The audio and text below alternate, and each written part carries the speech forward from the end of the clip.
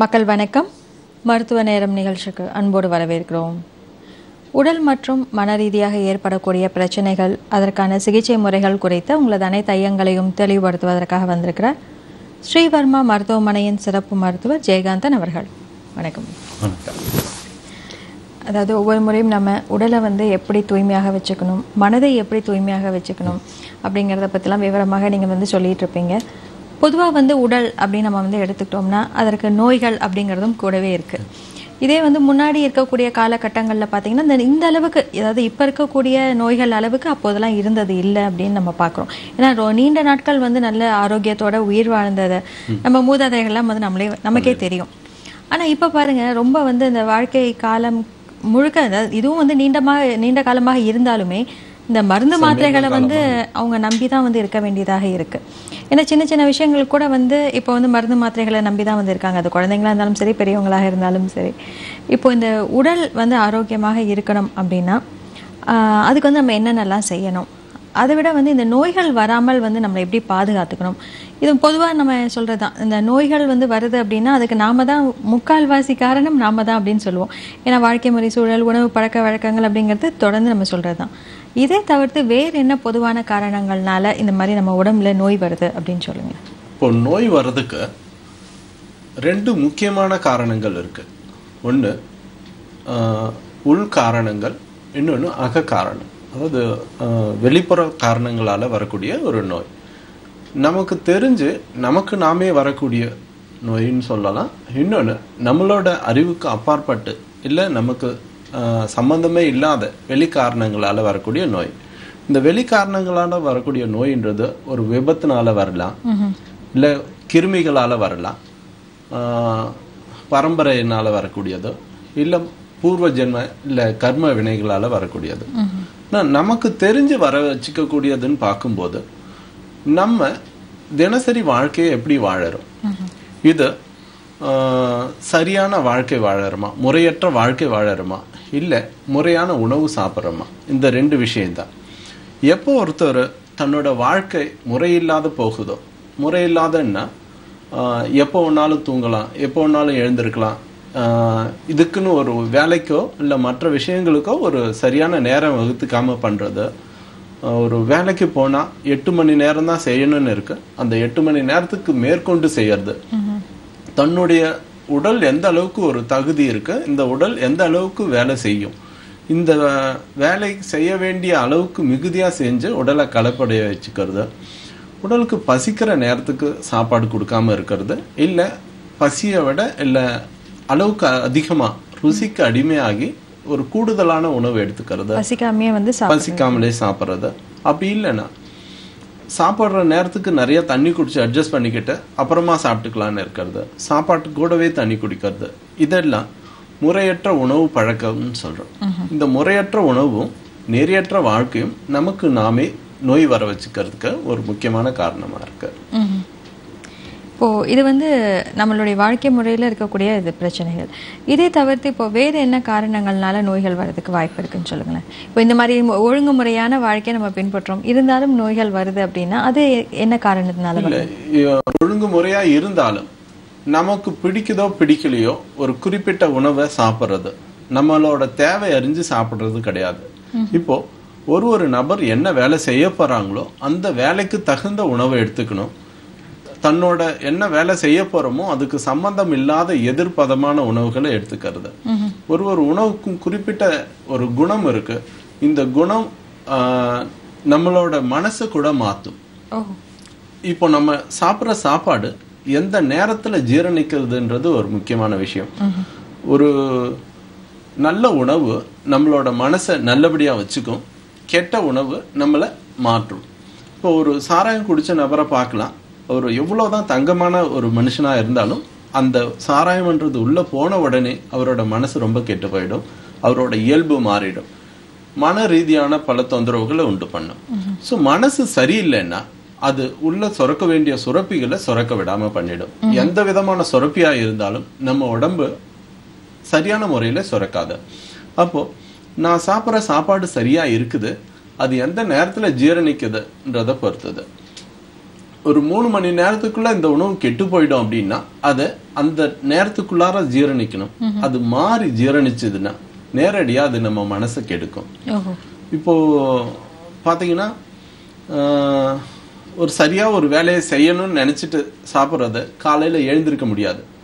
யார் ஒருத்தர் காலையில இயல்பா ஒரு சுறுசுறுப்பா எழுந்திருக்க முடியலையோ, நேற்று சாப்பிட்ட சாப்பாடு அவருக்கு இந்த மாதிரியான விஷயங்களை உண்டு பண்ணியிருக்குனார். சரியான முறையில ஜீரணமாகாம அது தன்மை மாறி போய் கெட்டு போய் ஜீரணிச்சிருக்குன்னு அர்த்தம். அடுத்ததா போதுமான சுவாசம் இல்லை, அவசர அவசரமா ஒரு காற்று மாசுபட்ட இடத்துல வேலை செய்யறது, இந்த மாதிரியான சுச்சுவேஷன், நீர் கெட்டு போன நீர், ஒரு பழைய நீர் சேமிச்சு வச்சிருந்ததை எடுத்து குடிக்கிறது, இந்த மாதிரி காரணங்களாலையும் நோய் வரும். சரிங்க, மேலும் இதை பத்தி விரிவாக பார்க்கணுமா நேயர்கள் இருக்காங்க. மக்கள் வணக்கம். ஹலோ வணக்கம், எங்க அழைக்கிறீங்க? திருப்பூர்ல இருந்து அழைக்கிறாங்க. வணக்கம் சார், கேள்வி என்னன்னு சொல்லுங்க. என்னோட உடல் வெயிட் வந்து 96 கிலோ இருக்காங்க. சரிங்க. என்னோட முட்டி தேய்மானம் இருக்கு முழங்கால்ல. சரிங்க. மேற்கொண்டு தேயாம இருக்கிறதுக்கு என்ன பண்ணலாங்க? முட்டின்றது நமக்கு தேஞ்சு போறது கிடையாது. அந்த இடத்துல இருக்கக்கூடிய ஒரு சைனோவியல் ஃப்ளூயிடுன்னு சொல்லக்கூடிய அந்த ஈரப்பசம் காஞ்சி போயிருக்கும். ஸோ ஒவ்வொருத்தவங்களோட வயிறு எந்த அளவுக்கு பெருசாக இருக்குது, அவங்களோட உடல் அமைப்பு எந்த அளவுக்கு இருக்குது, எடை எந்த அளவுக்கு இருக்கு, இதுக்கு தகுந்த மாதிரி அவங்க பேலன்ஸ் பண்ணும்போது இந்த மூட்டில பிரச்சனை வரல. ரெண்டாவது, உணவு முறையில் தவறு இருந்ததுனாக்கா அந்த இடத்துல பித்தம் கூடி போய் மூட்டுல தொந்தரவுகள் வரும். போதுமான சுவாசம் இல்லை போதுமான உறக்கம் இல்லைன்னா வாதம் கூடி அந்த இடத்துல இருக்கக்கூடிய எண்ணெய் பசையை காய வைக்கும். ஸோ இந்த மூட்டு பிரச்சனைகள் தீர்க்க முடியாததுன்னோ இல்லை அறுவை சிகிச்சை பண்ணணும்னோ அவசியம் கிடையாது. மருத்துவமனைக்கு நேரிலையும் இல்லை தபால் மூலமோ தொடர்பு கொண்டு உங்களோட பரிசோதனை அறிக்கைகளை அனுப்பி வச்சிங்கன்னா எந்த அளவுக்கு அது பாதிக்கப்பட்டிருக்கு பார்த்துட்டு மருந்து மூலமாவே முழுமையா குணப்படுத்திக்கலாம். நம்மளோட மருத்துவமனை சென்னையில இருக்கிறது, கோடம்பாக்கத்துல, புதுச்சேரியில இருக்குது. திங்கள் இல்ல செவ்வாய் புதன் இந்த 3 நாள்ல சென்னைக்கோ இல்ல பாண்டிச்சேரிக்கோ நேர்ல வந்தீங்கன்னா சிறப்பு மருத்துவர்களை மீட் பண்ணி கூடிய சீக்கிரம் உங்க கால் திரும்ப சரி பண்ணிக்கிறதுக்கு பண்ணிக்கலாம். தொடர்பு கொண்டதற்கு மிக நன்றியா. மற்றவனே தொடர்புல இருக்காங்க. மக்கள் வணக்கம். மக்கள் வணக்கம். மேடம் வணக்கம், உங்க கேள்வி என்னன்னு மருத்துவர் கிட்ட கேளுங்க. மேடம், முட்டி தேய்மானம் கை காலம் பெயினா வலிக்குது மேடம். அதான் சரியான சாப்பாடு தெரியும். ஹலோ ஹலோ சொல்லுங்க.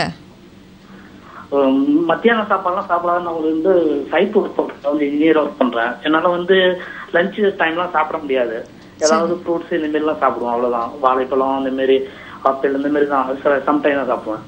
அதனால வந்து என்னன்னா இந்த இடுப்பு கீழே பேக் பெயின் வருது, முட்டிய கீழே பெயின் வருது. அது என்னன்னு தெரியல மேடம். அதான் டாக்டர் கேட்கலாம். வலின்னு சொன்னாலே அது எந்த வலியா இருந்தாலும், தலைவலியா இருக்கலாம், இடுப்பு வலியா இருக்கலாம், கழுத்து வலி, மூட்டு வலி, கை கால் வலி, எந்த விதமான வலின்னு சொன்னாலும் அங்க காற்று கெட்டு போயிருக்குன்னு அர்த்தம். இந்த காற்று உணவு புளிச்சு போய் அதுல இருந்து வரக்கூடிய இந்த கெட்டுப்போன காற்று உணவு சாரத்தோட உடல் முழுக்க பரவி அது எலும்புகளுக்கு இடையில ஒரு காய்ந்த தன்மையை உண்டு பண்ணி வலியை உண்டு பண்றது. சோ நமக்கு முதல்ல வந்து சரியான நேரத்துக்கு சாப்பிடவே முடியல அப்படின்னு சொல்றாரு. சரியான நேரத்துக்கு சாப்பிடலன்னும் போதே அங்க ஜீரண நீர் வயிற்றுக்குள்ள போயிட்டு இருக்கும். ஜீரண நீர் இல்லாதப்போ எடுத்துக்கிற உணவு அடுத்த முறை ஜீரண நீர் சுரக்கிற வரைக்கும் தேங்கி இருந்து அது புளிச்சு போய் கெட்டு போகுது. கெட்டு போன உணவு அதுல இருந்து வரக்கூடிய கெட்டு போன காற்றோட ரத்தத்துல கலக்கும் போது இந்த மாதிரி வலி வேதனைகளை உண்டு பண்ணுது. எந்த ஒரு நபரும் தனக்கு வலின்னு சொன்னாலே அங்க காற்று கெட்டு போயிருக்கு. முறையான சுவாச பயிற்சிகளை மேற்கொண்டு சரியான சிகிச்சை எடுத்துக்கிட்டா இதை சரி பண்ணிக்கலாம். மருத்துவமனைக்கு நேர்ல வந்தாங்கன்னா இது எவ்வளவு நாள்பட்ட பிரச்சனையும் அதுக்கு தகுந்த மாதிரி ஒரு சில சிறப்பு சிகிச்சைகள் இருக்குது, பூரணமா குணம் பெறலாம். தொடர்பு கொண்டதற்கு மிக்க நன்றியா. இப்போ நம்ம வந்து நோய்கள் ஏன் வருது அப்படிங்கிறத பற்றி பார்த்துட்டு இருந்தோம். அதே மாதிரி நம்ம ஆரோக்கியமாக தான் இருக்கோமா, இல்லை எதிர்காலத்தில் நமக்கு என்ன மாதிரியான நோய்கள் வர்றதுக்கான வாய்ப்புகள் இருக்குது அப்படிங்கிறத நாமளாகவே வந்து எப்படி தெரிஞ்சுக்க முடியும்? இப்போ நம்ம உடம்பு இருக்கு, இதுக்குள்ளார 3 விஷயங்கள் போயிட்டு வந்துட்டு இருக்கு.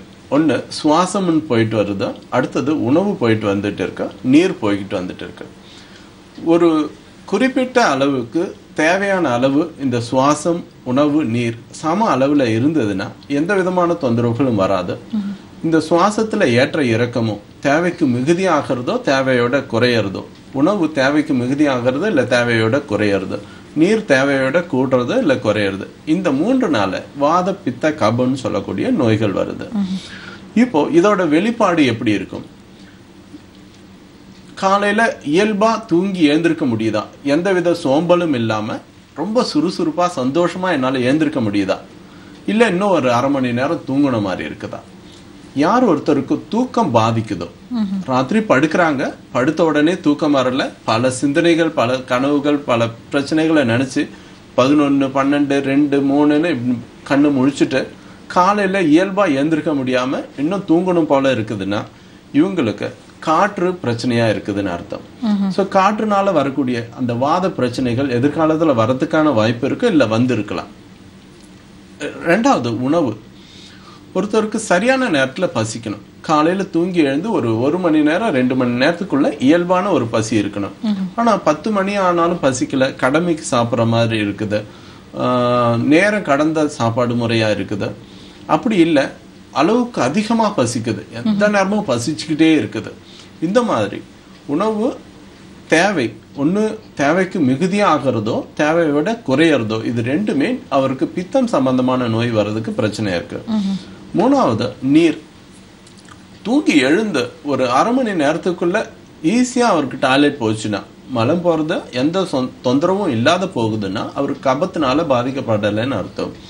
இல்ல ரொம்ப சிரமப்பட்டு டாய்லெட் போறதோ, இல்ல ஒரு நாளைக்கு 3 நாள் தடவை சாப்பிட்ட உடனே போறது, இந்த மாதிரி பிரச்சனைகள்லாம் இருந்ததுன்னா அவரு போதுமான தண்ணி குடிக்கல, இல்ல அளவுக்கு அதிகமா குடிக்கிறாருன்னு அர்த்தம், கபத்தினால பாதிக்கப்பட்டு இருக்கிறாருன்னு அர்த்தம். இவருக்கு எதிர்காலத்துல கபத்தினால வரக்கூடிய தொந்தரவுகள் வர்றதுக்கு வாய்ப்பு இருக்கு. இது இன்னும் 3 விஷயமா கூட தெரிஞ்சுக்கலாம்.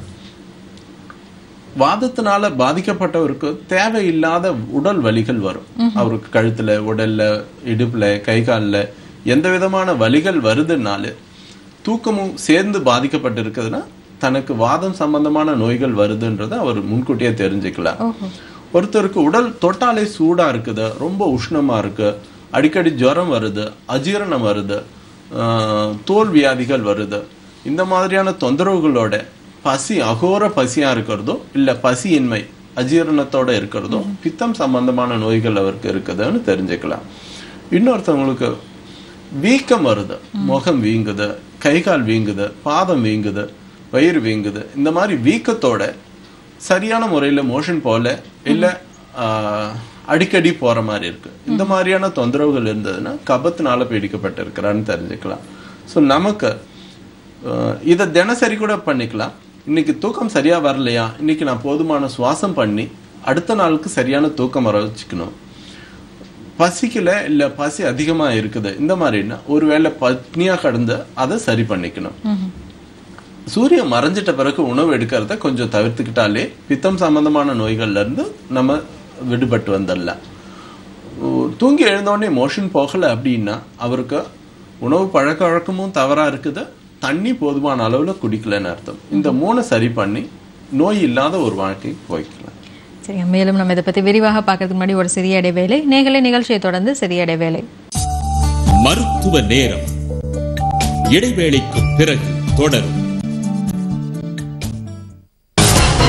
15 ஆண்டுகளாக தங்குதடையின்றி நடைபெற்ற தாது மணல் கொள்ளை 3 மாவட்ட கடற்கரை பகுதிகளை முழு கட்டுப்பாட்டில் வைத்திருந்த தனியார் நிறுவனம்,